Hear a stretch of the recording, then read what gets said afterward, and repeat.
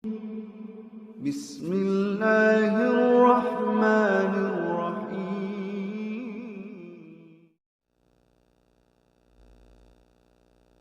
Assalamualaikum warahmatullahi wabarakatuh. Sobat-sobat, kita bersama lagi di channel saya dalam dakwah Islam pencerahan. Dakwah yang memurnikan ajaran Islam dari kotoran tahayul, bid'ah, dan khurafat. Mencerahkan ajaran-ajaran Islam yang sudah buram oleh amalan TBC, amalan tahayul, bid'ah, dan khurafat.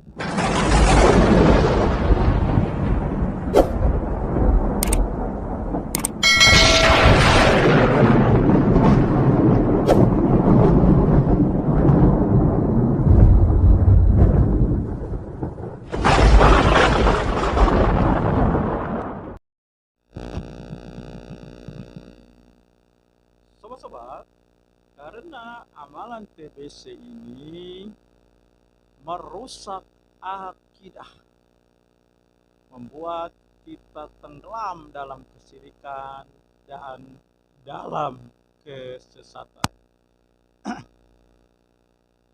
Tetapi sobat-sobat, pelaku bid'ah, pembela bid'ah, penyebar bid'ah memang sulit untuk disadarkan.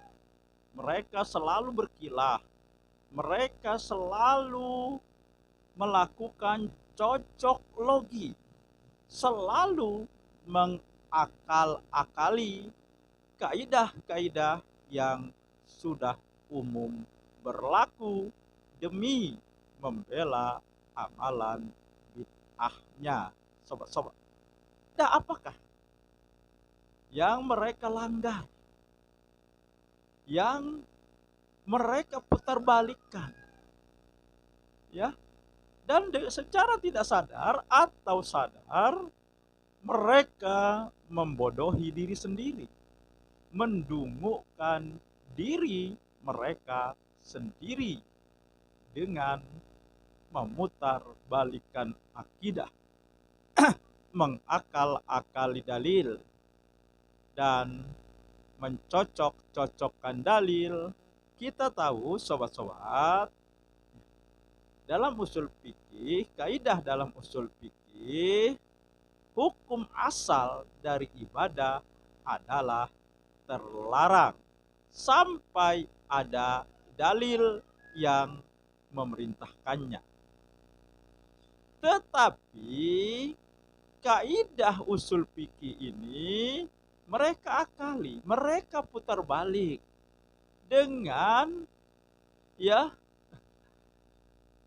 meminta dalil larangan dari amal ibadah yang mereka lakukan.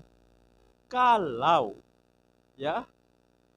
kita melakukan suatu ibadah yang tidak dicontohkan oleh Rasulullah, atau tidak disunahkan oleh Rasulullah, atau menyelisihi sunnah Rasulullah, kita lakukan hanya karena tidak ada larangannya, maka akan rusak agama ini. Orang nanti akan membaca Quran dengan langgam musik dangdut. Nah, ketika orang mengatakan itu menyelisih sunnah, tidak benar, nah, maka orang yang melakukan akan mengatakan, mana larangannya? Sampai kapanpun tidak akan ditemukan larangan membaca Al-Quran dengan langgam musik dangdut. Karena amal ibadah yang dicari, yang harus ada, bukan larangannya, tapi dalil perintahnya. Itu kaidah yang mereka ubah. Dan mereka mengakal-akali dalil. Jelas Nabi mengatakan kullu bid'atin dolalah, kullu dolalah finnar. Setiap yang baru adalah sesat. Setiap amal ibadah yang baru adalah sesat. Setiap yang sesat adalah di neraka. Tetapi mereka mengakali dalil ini dengan mengatakan tidak semuanya ya yang tidak dicontohkan Nabi, yang tidak disunahkan Nabi itu sesat. Ada katanya bid'ah hasanah. Padahal jelas sekali surat Al-Maidah ayat 3 ya, itu sebagai tanda bahwa agama ini sudah sempurna. Yang namanya sempurna tidak ada tambahan lagi. Setelah surat ini turun, ayat di surat ini turun, Rasulullah diwafatkan. Artinya tugas beliau selesai dalam menyampaikan risalah. Artinya tidak ada lagi yang tersisa yang harus disampaikan oleh Rasulullah. Maka Rasulullah mengatakan, apa-apa yang akan mendekatkan dirimu kepada Allah sudah aku sampaikan. Apa-apa yang akan menjauhkan dirimu dari Allah sudah aku sampaikan. Nah, kalau kita meyakini ya bisa melakukan ibadah baru yang menyelisihi Rasulullah karena dengan alasan bid'ah hasanah, berarti kita menuduh Rasulullah menyembunyikan perintah. Nah, kemudian mereka juga ya memakai kaidah, nah kalau begitu ya kendaraan, kapal, motor, mobil itu bid'ah. Ya HP itu bid'ah, internet itu bid'ah. Ini namanya kerancuan dalam memahami dalil.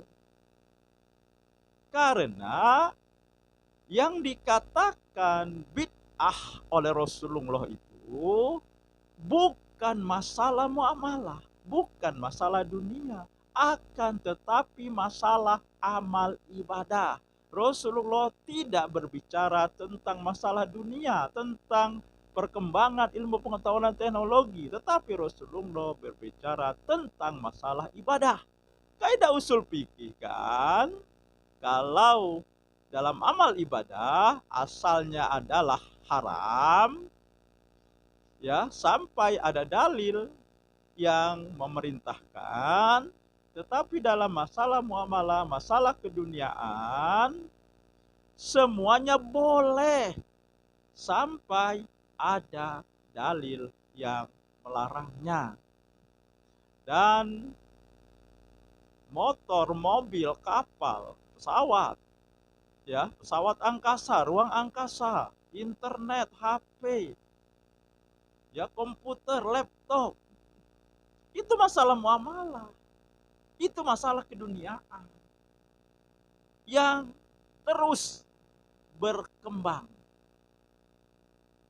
ya, khususnya dalam bidang ilmu pengetahuan dan teknologi, tetapi tidak dalam masalah amal ibadah. Dengan turunnya surat Al-Maidah ayat 3, dengan diwafatkannya Rasulullah, agama ini sudah sempurna. Rasulullah selesai menyampaikan risalahnya. Maka Rasulullah mewanti-wanti, ya, barang siapa membuat amalan baru, melakukan amalan baru yang bukan berasal dari urusan kami, maka dia tertolak. Yang sobat-sobat, semoga ini menginspirasi dan mencerahkan. Nasrum minallahi wa fathun qarib. Wassalamualaikum warahmatullahi wabarakatuh.